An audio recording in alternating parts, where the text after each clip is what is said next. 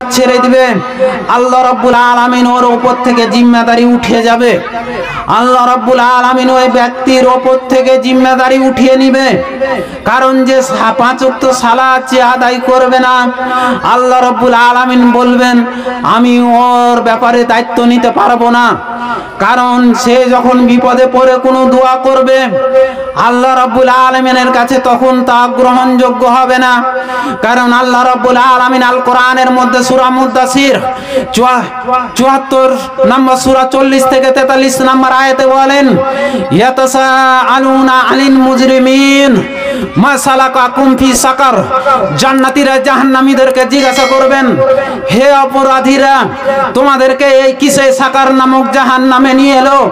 তারা তখন বলবে, ক্বালু লাম নাকু মিনাল মুসাল্লিন, আমরা এই পৃথিবীর বুকে সালাত আদায় করতাম না, তাই এই সাকার নামক জাহান্নামে এসেছি। অত্র আয়াত দ্বারা বোঝা যাচ্ছে যে মানুষ জাহান্নামে যাবে, কিন্তু তার নির্দিষ্ট কারণ থাকবে। তারা 5 ওয়াক্ত সালাত আদায় করবে না, তাই তারা জাহান্নামে যাবে।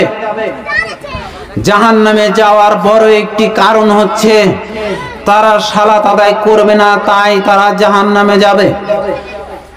দিনী ভাই এবং বোনেরা, বয়োজ্যেষ্ঠ মায়েদেরকে বলছি, আপনারা 5 ওয়াক্ত সালাত পাবন্দী সহকারে আদায় করবেন, না হলে কিয়ামতের মাঠে হিসাব চূড়ান্ত হয়ে যাবে। সবাই তখন নাফসি নাফসি করবে, কেউ কাউকে চিনবে না। এরকম এক ভয়াবহ পরিস্থিতির মধ্যে সালাতই আপনাকে রক্ষা করতে পারে সেই জাহান্নামের আগুন থেকে।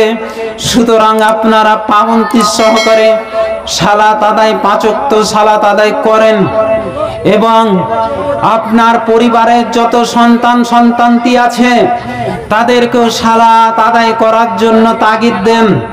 কারণ আল্লাহ রাব্বুল আলামিন সূরা মুনাফিকুন 63 নম্বর সূরা 9 নম্বর আয়াতে বলেন, ইয়া আইয়ুহাল্লাযীনা আমানু লা তুলহিকুম আমওয়ালুকুম ওয়ালা আওলাদুকুম আন যিকরিল্লাহ মান ইয়াফআল যালিকা ফাউলাইকা হুমুল খাসিরুন।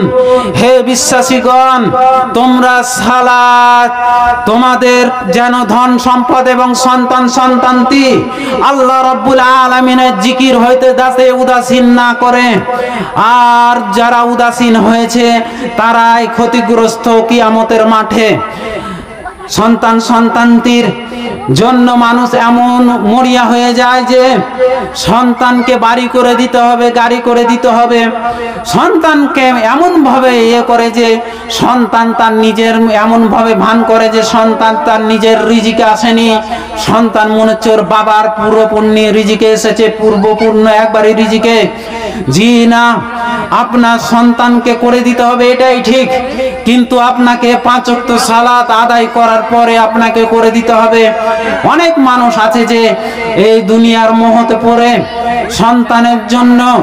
সন্তানের জন্য বাড়ি করতে হবে, গাড়ি কিনে দিতে হবে, সন্তানকে ডাক্তার বানাতে হবে, ইঞ্জিনিয়ার বানাতে হবে, কিন্তু ওর যে হায়াত চলে যাচ্ছে ইবাদতের, এইদিকে সে মানুষটা গাফেল।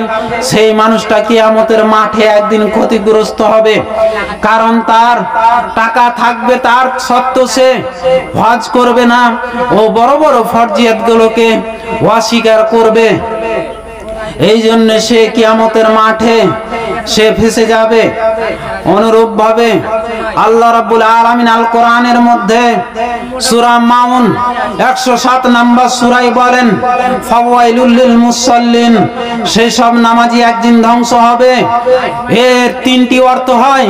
যারা সালাত আদায় করেই না, এটা একটি অর্থ।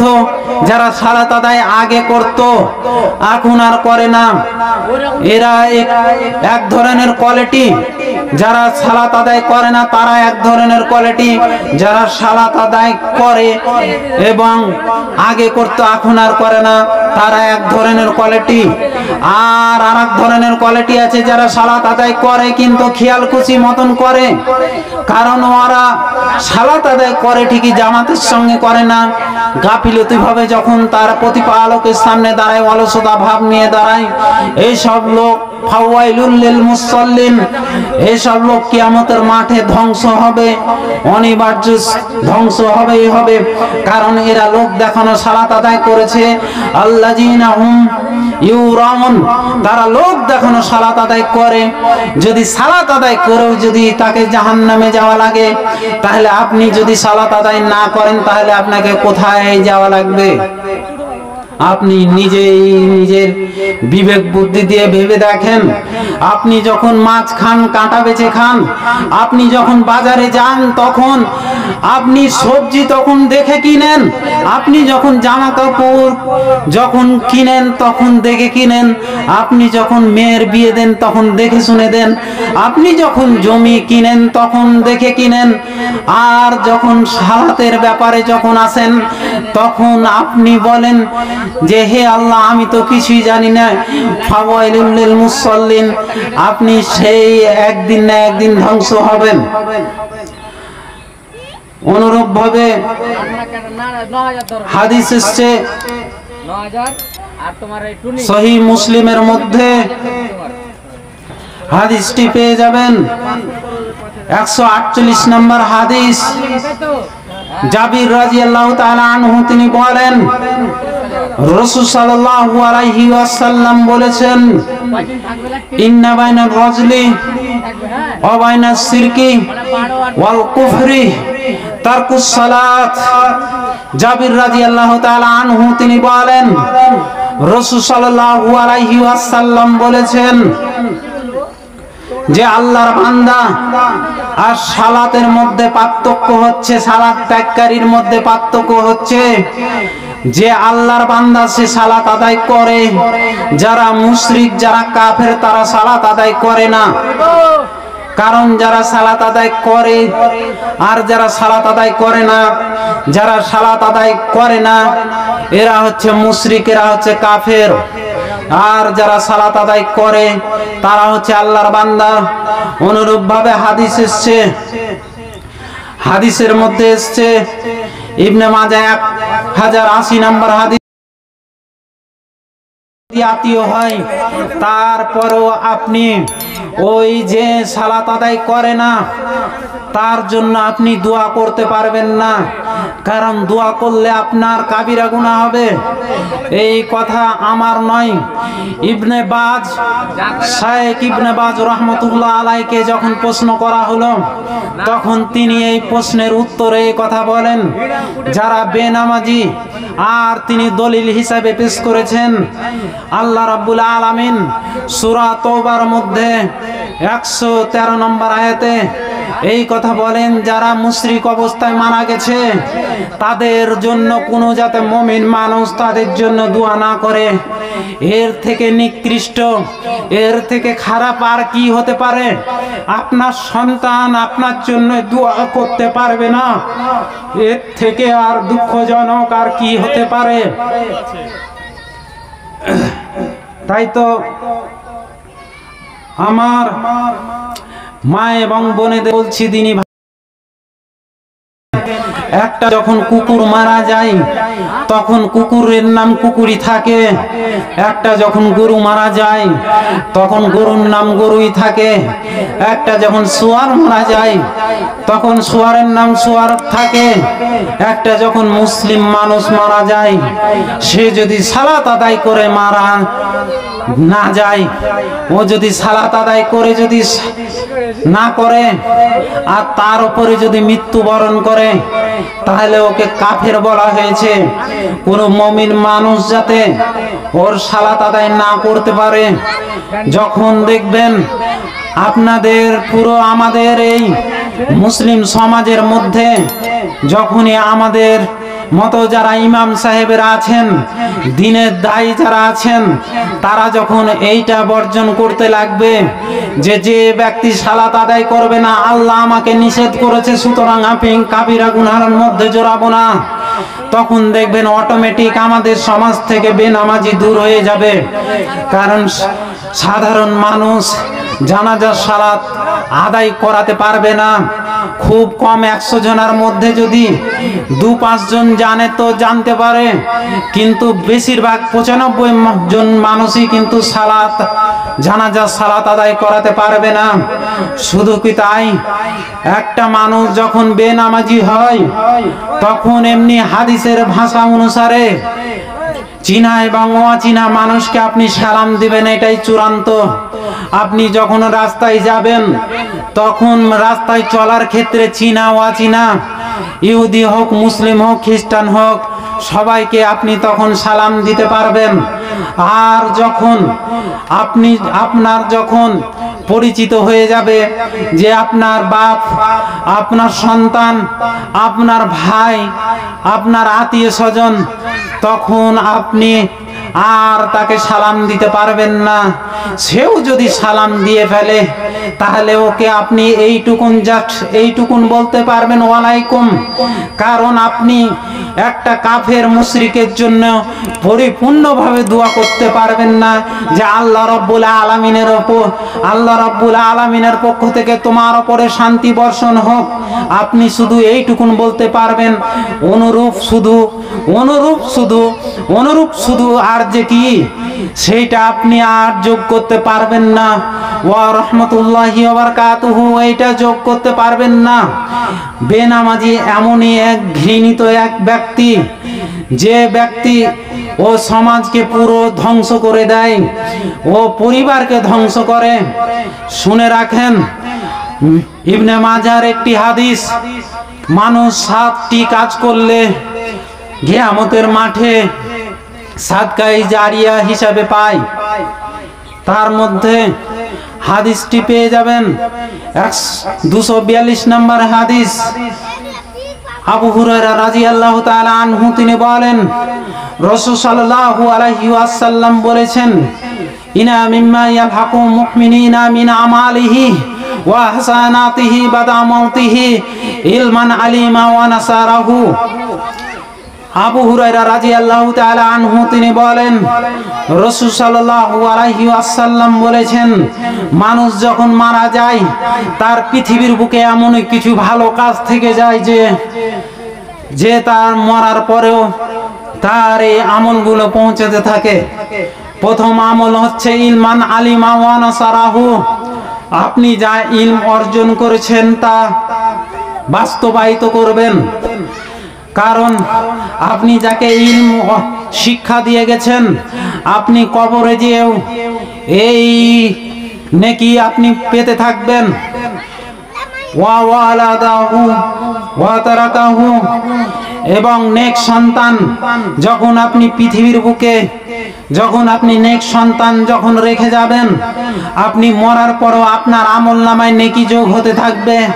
কিয়ামতের মাঠে আল্লাহ রাব্বুল আলামিনকে বলবে ওই ব্যক্তিটা, আরে আমার তো এই নেকি ছিল না, আমি তো এত নেকি করিনি, এত আমল করিনি, আমার আমল কোথা থেকে এলো? তখন আল্লাহ রাব্বুল আলামিন বলবে যে তুমি যে পৃথিবীর বুকে এই নেক সন্তান তুমি রেখে এসেছিলে, ওই নেক সন্তান নেক আমল করার জন্য তোমার এই আমল নামায় নেকিগুলো যোগ হয়ে গেছে। অনুরূপভাবে বিপরীতের দিকে যদি যান, যদি সন্তান বেনামাজি রেখে যান, যদি আপনার সন্তান যদি সালাত না আদায় করে, বেনামাজি ও যত খারাপ নোংরা কাজ করবে, কিয়ামতের মাঠে পাপের পাল্লায় ওই পাপগুলো আপনার সন্তানের পাপটাও উঠে যাবে। এবং আপনি নিজে যে বদ আমল করে গেছেন, আপনি হয়তো বাড়িতে হয়তো বেহায়াপনার কোনো সুযোগ করে দিয়েছেন, আপনার বাড়ির ফ্যামিলি বেপর্দা হয়ে ঘোরাঘুরি করছে, এবং হয়তো আপনি একটি মোবাইল কিনে দিয়ে গেছেন, হয়তো আপনি টিভি কিনেছেন। আপনার সন্তানটি যত পাপ করবে, কিয়ামতের মাঠে পাপের পাল্লায় আপনার পাপটা উঠে যাবে।